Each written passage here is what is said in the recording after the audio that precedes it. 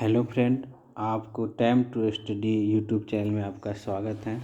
आज से हम लोग जीएस का क्लास स्टार्ट करने जा रहे हैं आपके अपने यूट्यूब चैनल पे। यहाँ पे आपको जीएस का ऑल जीएस सब्जेक्ट के बारे में आप लोग को जानकारी दिया जाएगा। और चलिए स्टार्ट करते हैं। आज से हम लोग प्राचीन भारत का इतिहास का सेक्शन से पहला स्टार्ट कर रहे हैं हम लोग प्राचीन भारत का इतिहास। तो हम लोग देखते हैं प्राचीन भारत का इतिहास से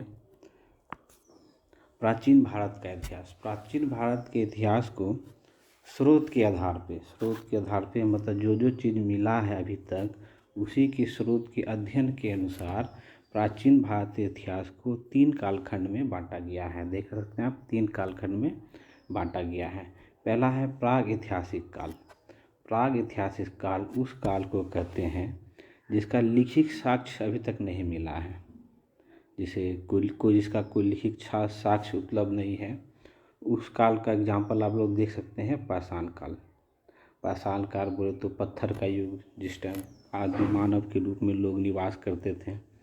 उसके बाद दूसरा काल देखते हैं हम लोग आदि ऐतिहासिक काल उस कालखंड को कहते हैं जिसका लिखित साक्ष्य तो मिला है। देख सकते हैं लिखित साक्ष्य तो मिला है लेकिन पढ़ा नहीं जा सका है ना, जिसमें पढ़ा नहीं जा सका।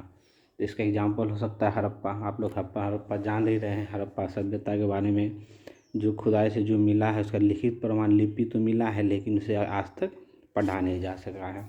तो आधि ऐतिहासिक काल का एग्जाम्पल हो जाता है हड़प्पा सभ्यता, और प्राग ऐतिहासिक काल के एग्जाम्पल हो जाता है पाषाण काल या पत्थर का युग। उसके बाद तीसरा हम लोग देखते हैं ऐतिहासिक काल जिसका लिखित साक्ष्य उपलब्ध है और पढ़ा भी जा सके, उसे क्या कहते हैं ऐतिहासिक काल। एग्जाम्पल हो सकता है वैदिक काल से आगे का काल जो है वो, उसके बारे में हम लोग के पास लिखित स्रोत भी उपलब्ध है और उसे पढ़ा भी जा सका है। ठीक है, तो आगे देखते हैं हम लोग ऐतिहासिक काल के बारे में हम लोग देखते हैं। ऐतिहासिक काल रॉबर्ट बूसफूड ने, देख सकते हैं रॉबर्ट बूसफूड एक इतिहासकार हैं। इन्होंने प्राग ऐतिहासिक काल को शोध का विषय बनाया। मतलब प्राग ऐतिहासिक काल भी रहा होगा ऐसा शोध का विषय किसने बनाया, तो रॉबर्ट बूसफूड। इसको याद रखना है, ये बहुत इम्पोर्टेंट है, रॉबर्ट बूसफूड है ना। तो उसके बाद हम लोग देखते हैं उसके बाद देखते हैं 1820 ईस्वी में जैक्सन थॉमसन द्वारा प्राग ऐतिहासिक काल को 3 युगों में बांटा गया। 3 युग कौन कौन है? पाषाण काल, कांस्य युग और लोह युग। कांस्य युग, पाषाण काल मतलब पत्थर का युग, जिस टाइम मानव जो है अपने औजार के लिए पत्थर का प्रयोग करते थे। जब कांस्य का आविष्कार हो गया, खोज हो गया, तो कांस्य युग हो गया। लोह युग, जहाँ लोह से लोग परिचित हो गए, तो उस काल को लोह युग कहा गया। देखिए भारतीय पुरातात्विक का जनक है ना, भारतीय पुरातात्विक का जनक एलेक्जेंडर को कनिंघम को कहा जाता है। एलेक्जेंडर कनिंघम को क्या कहा जाता है? भारतीय पुरातत्व का के जनक कहा जाता है। ये बहुत इंपॉर्टेंट है, VVI। ये बहुत सारे एग्जाम में ऐसा क्वेश्चन पूछा जाता है कि भारतीय पुरातत्व का जनक किसे कहा जाता है, तो एलेक्जेंडर कनिंघम को कहा जाता है ना। तो उसका देखिए प्राचीन भारत देख लिए। उसके बाद जो चीज़ मिला है और कालखंड के अनुसार प्राग ऐतिहासिक काल को फिर से 3 भागों में बांटा गया है।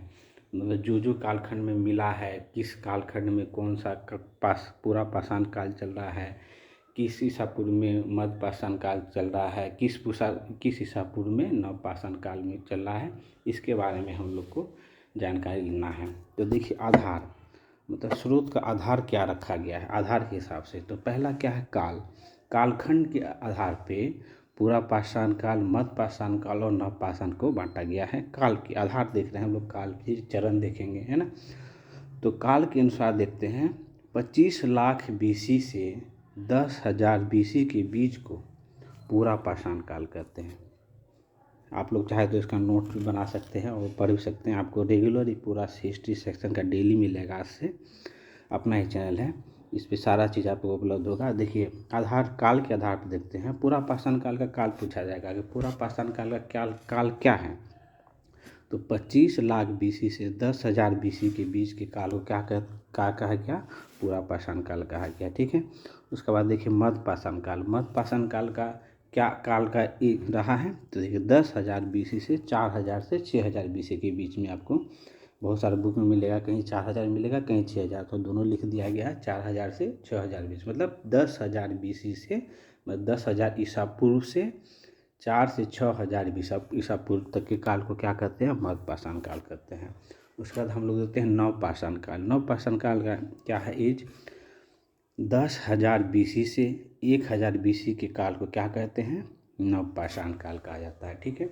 उसके बाद देखते हैं चरण। तो पूरा पाषाण काल को फिर पुनः 3 भागों में बांटा गया है। देखिए पूरा पाषाण काल, मध्य पाषाण काल और उच्च पाषाण काल।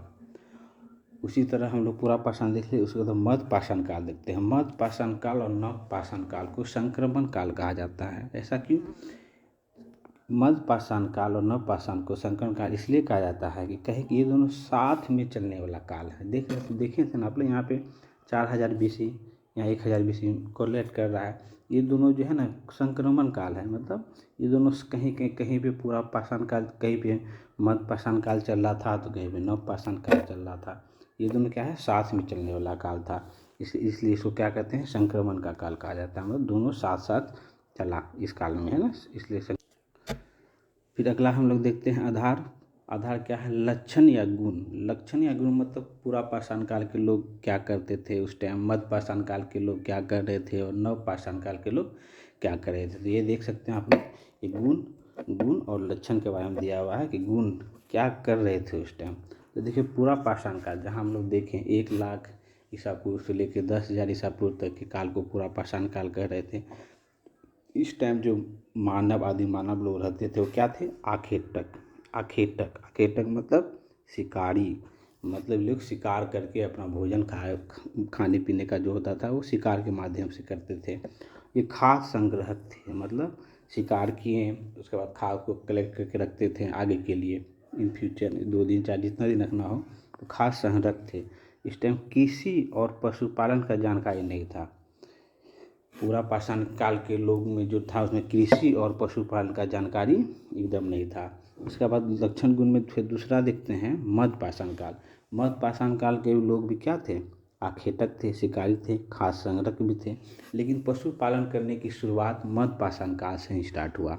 आप देख सकते हैं। और पहला पालतू पशु किसे बनाया, तो कुत्ता को बनाया। ये बहुत इंपॉर्टेंट है। मध्य पाषाण काल में ही पशुपालन का स्टार्ट हुआ और पहला पालतू पशु क्या रहा, कुत्ता रहा। उसके बाद हम लोग देखते हैं नव पाषाण काल। नव पाषाण काल में क्या हुआ, कृषि होने लगा, पशुपालन की शुरुआत हो गई विधिवत रूप से। आप सोच सकते हैं जब कृषि होगा कहीं पे स्टार्ट होगा, तो कृषि करने के लिए उसी आसपास में लोग को रहना पड़ेगा। उसी के बाद नव पाषाण काल में क्या हुआ, लोग समाज जो है अस्थायी रूप से रहने लगे। इससे पहले क्या होता था, लोग कहीं भी शिकार किए, वहीं शिकारी किए, वहीं खाए, वहीं रह गए, है ना। तो नव पाषाण काल में जब कृषि की खोज हो गया, तो उस टाइम क्या हुआ, समाज अस्थायी रूप से रहने लगा। तो क्वेश्चन आ सकता है कि कृषि की शुरुआत कब हुई, तो नव पाषाण काल में विधिवत रूप से हुई। समाज अस्थायी रूप से रहना का कब किस काल में प्रारंभ किया, तो नव पाषाण काल में प्रारंभ किया। अब उसके बाद हम लोग देखते हैं औजार। पूरा पाषाण काल में कौन से औजार का प्रयोग किया जाता था, मध्य पाषाण काल में कौन से औजार का प्रयोग किया जाता था, और नव पाषाण काल में कौन सा औजार का प्रयोग किया जाता था। तो देखते हैं औजार के बारे में हम लोग देख रहे हैं। पूरा पाषाण काल में जो निर्मित औजार मिले हैं वो क्वार्टेजाइट पत्थर से बने हुए निर्मित मिले हैं, है ना। उसके बाद कौन, सल्क से बने हुए, सल्क पत्थर से बने हुए पूरा पाषाण काल में औजार मिले हैं, और ब्लेड इत्यादि इन सभी चीज़ों से मिले हुए औजार कहाँ पे मिले हैं हम लोग को, पूरा पाषाण काल में। उसके बाद औजार देखते हैं मध्य पाषाण काल। मध्य पाषाण काल में किस से बने हुए औजार मिले हैं, मैक्रोलिथ पत्थर से बने हुए हैं। इसे क्या कहते हैं, सूक्ष्म पत्थर से बने हुए औजार थे। उसके बाद नव पाषाण काल में क्या था, सिलेट से बने हुए औजार मिलते थे, है ना। उसके बाद हम लोग तो महत्वपूर्ण स्थल, मतलब पूरा पाषाण काल, मध्य पाषाण काल और नव पाषाण काल का कौन कौन सा महत्वपूर्ण स्थल रहा है उसके बारे में हम लोग देखते हैं। तो पहला देखते हैं अतीरम पक्कम। मतलब बोले क्वेश्चन आ सकता है एग्जाम में कि अतीरम पक्कम किस किस कालखंड से रिलेटेड है। तो पूरा पाषाण काल, तो अतीरम पक्कम है ना, कहाँ पूरा अतीरम पक्कम से पूरा पाषाण काल के साक्ष्य मिले हैं। अतीरम पक्कम से ये कहाँ पड़ता है, तमिलनाडु। ठीक है, TN लिख दिया, आप लोग समझ सकते हैं, TN तमिलनाडु। उसके बाद दूसरा है हथनौरा। हथनौरा से भी पूरा पाषाण काल के साक्ष्य मिले हैं। यहाँ कहाँ पड़ता है, ये MP में पड़ता है। ये मानव की खोपड़ी का प्रथम साक्ष्य, मानव की खोपड़ी का प्रथम साक्ष्य कहाँ पे मिला है, हथनौरा। कहाँ पड़ता है, मध्य प्रदेश में। किस कालखंड से, पूरा पाषाण काल से। फिर अगला देखते हैं भीमबेटका। भीमबेटका कहाँ पे है, नर्मदा नदी के किनारे, मध्य प्रदेश में। यहाँ पे चित्रकारी के प्राचीनतम साक्ष्य मिले हैं। मतलब चित्र के प्राचीनतम साक्ष्य मिले हैं, कहाँ पे मिले हैं, भीमबेटका में, है ना। ये तीनों कालखंड के चित्र मिले हैं, पूरा पाषाण काल के भी, मध्य पाषाण काल के भी और नव पाषाण काल के। तीनों कालखंड के चित्र यहाँ पे मिले हैं। इसे किस काल में, पूरा पाषाण काल के, है ना। तो आप लोग देख सकते हैं यहाँ पे, है ना, चित्रकारी के पर साक्ष्य मिले हैं तीनों काल के। उसका मिर्ज़ापुर से भी कुछ औजार मिले हैं जो भी क्या थे, तीनों कालखंड के थे। पूरा पाषाण काल के भी थे, मध्य पाषाण काल के भी थे और नव पाषाण काल के भी देखते थे। अब देखते हैं महत्वपूर्ण स्थल कुछ देखते हैं, और वो किस कालखंड के देखते हैं हम लोग, मध्य पाषाण काल के। मध्य पाषाण काल के कुछ महत्वपूर्ण स्थल, है ना, कुछ महत्वपूर्ण स्थल है। तो ये है चौपानी मांडू, है ना, आप लोग देख सकते हैं यहाँ पे है चौपानी मांडू। चौपानी मांडू कहाँ पे है, यूपी में। यहाँ पे क्या मिले, मृद भांड के प्राचीन साक्ष्य मिले हैं। मृद भांड मतलब मिट्टी के बने बर्तन, उसके प्राचीनतम साक्ष्य मिले हैं कहाँ, चौपानी मांडू में। चौपानी मांडू कहाँ पड़ता है, यूपी में पड़ता है। ये मध्य पाषाण काल के साक्ष्य मिले हैं। उसके बाद सराय नहराय देख रहे आप, सराय नहराय कहाँ पड़ता है, यूपी में। बांगोर कहाँ पे है, राजस्थान में। यहाँ पे क्या मिले हैं, बांगोर में पशुपालन के साक्ष्य मिले हैं ना। पशुपालन के साक्ष्य कहाँ मिले हैं, बांगोर में मिले हैं। उसके बाद क्या है, उसके बाद है आदमगढ़ कहाँ पे है, MP में। यहाँ से भी पशुपालन के साक्ष्य मिले हैं। ठीक है, उसके बाद हम लोग देखते हैं महत्वपूर्ण स्थल नव पाषाण काल के। नव पाषाण काल के महत्वपूर्ण स्थल हम लोग देख रहे हैं। तो महत्वपूर्ण स्थल नव पाषाण काल में बहुत इंपॉर्टेंट है ये ब्रिज होम। ब्रिज होम कहाँ पड़ता है, जम्मू कश्मीर में। बहुत इंपॉर्टेंट है, बहुत क्वेश्चन पूछा जाता है। अब ब्रिज होम से क्या क्या प्राप्त हुए, गर्तवास क्या होता है कि मिट्टी खोद के जो आवास बनाया जाता है, अब मिट्टी खोद के जो घर बनाया जाता है उसको उसे गर्तवास कहते हैं। गर्तवास का प्राचीनतम साक्ष्य कहाँ मिला है, जो नव पाषाण काल का है, वहाँ ब्रिज होम से। यहाँ से कब्र में मिला है। कब्र के साथ क्या कहता है, कुत्तों को भी प्रमाण मिले। कब्र मिला है, मालिक के साथ साथ कुत्तों को भी दफनाया जाता था, इसके साक्ष्य मिले हैं। उसके बाद क्या है, गुफा कराल कहाँ पे है, ये भी जम्मू कश्मीर में है। चिरांद अपना बिहार का सारण जिले में चिरांद पड़ता है, ये बहुत इंपॉर्टेंट हो जाता है। चिरांद कहाँ पे, बिहार का वर्तमान में सारण जिले में पड़ता है ना। उसके बाद देखिए कोल्डी हवा कहाँ पे पड़ता है, कोल्डी हवा यूपी में है। यहाँ पे चावल के प्रथम साक्ष्य मिले हैं। क्वेश्चन आता है कि चावल का प्राचीनतम साक्ष्य कहाँ से प्राप्त हुए हैं। तो ये कोल्डी हवा देख रहे हैं, कोल्डी हवा कहाँ पे, यूपी है। यहाँ पे प्रथम चावल के प्राचीनतम साक्ष्य मिले हैं। और कृषि, आप क्वेश्चन पूछेगा कृषि का प्रथम साक्ष्य कहाँ मिले हैं, तो मेहरगढ़। एकदम कंफ्यूज नहीं होना है, मेहरगढ़। कृषि के प्राचीनतम साक्ष्य मेहरगढ़ से मिले हैं। और चावल का प्रथम साक्ष्य कहाँ मिला है, कोल्डी हवा में। एकदम कंफ्यूज नहीं कर रहा है, एग्जाम में वेरी वेरी इंपॉर्टेंट हो जाता है ये।